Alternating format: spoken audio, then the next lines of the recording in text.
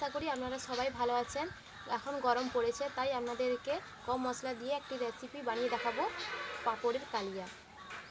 পাঁপড়ের কালিয়া recipe বানাতে আমার যে উপকরণগুলি লেগেছে সেগুলি হলো 6টি পাঁপড়, টুকরো করে কাটা আছে আলু, 5 ফোড়ন, তেজপাতা, গুঁড়ো লঙ্কা, জিরে বাটা, গরম মশলা, লবণ, হলুদ, 1 চামচ চিনি, 1 চামচ ঘি, বাদাম তেল।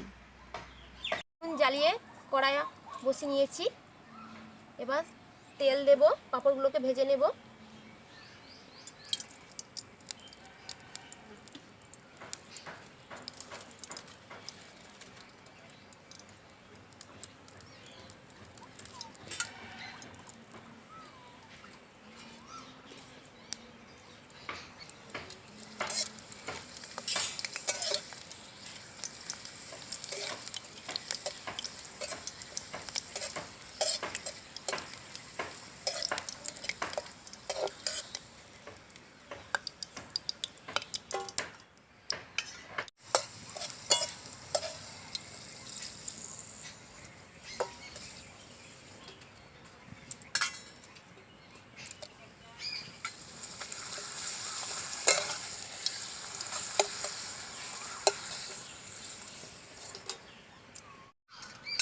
তেল গরম হয়ে গেছে, এবার 5 ফোড়ন আর তেজপাতা দুটো দিয়ে দেবো।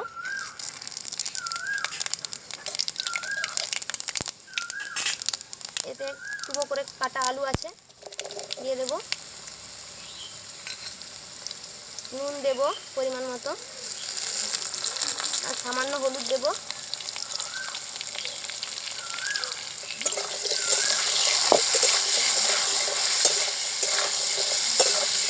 পাঁচ মিনিটের জন্য ঢাকনা দিয়ে রেখে দেবো, আলুটা যাতে সেদ্ধ হয়ে যায়।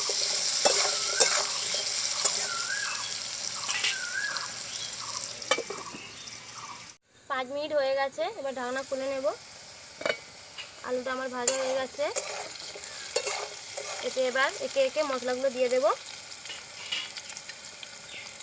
জিরে বাটা, 1 চামচ লঙ্কা গুঁড়ো,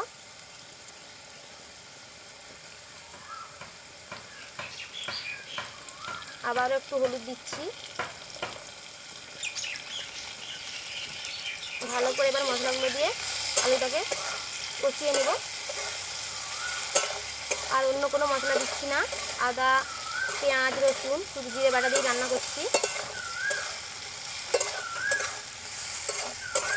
অল্প একটু জল দেবো এতে।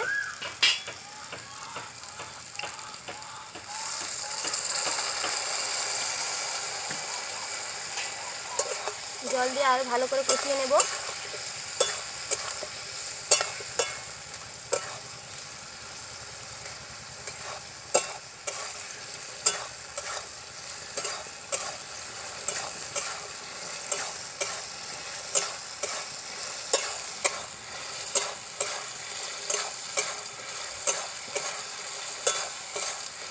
মশলাটা আমার ভালো করে কষানো হয়ে গেছে।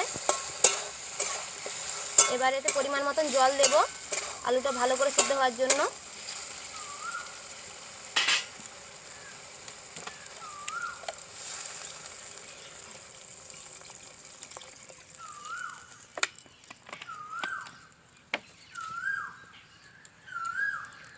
আবারও 2 মিনিটের জন্য ঢাকনা দিয়ে রেখে দেবো, আলুটা যাতে সেদ্ধ হয়ে যায়। 2 মিনিট হয়ে গেছে, এবার ঢাকনাটা খুলে দেখে নেব আলুটা সেদ্ধ হয়েছে কিনা। আলু সেদ্ধ হয়ে গেছে। এর উপর দেবো পাঁপড়ের যে আগে থেকে ভেজে রেখেছিলাম পাঁপড়গুলো দিয়ে দেবো।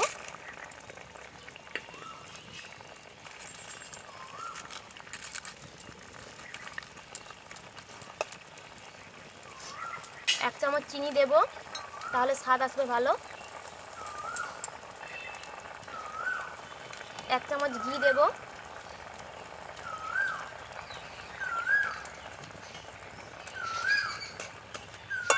নেড়ে নেব একটু ভালো করে।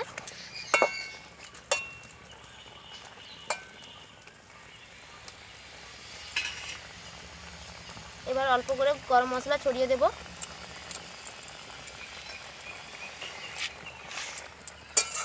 আবার 1 মিনিটের জন্য ঢাকনা দিয়ে দেবো, রাখবো।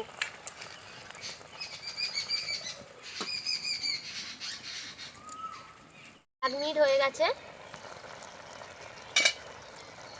আমার পাঁপড়ের কালিয়া রেসিপি রেডি হয়ে গেছে।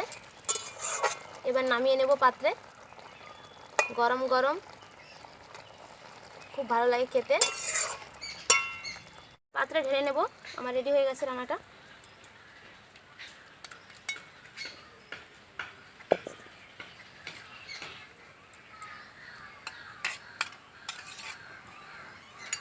কালিয়া রেসিপি আমার রেডি হয়ে গেছে।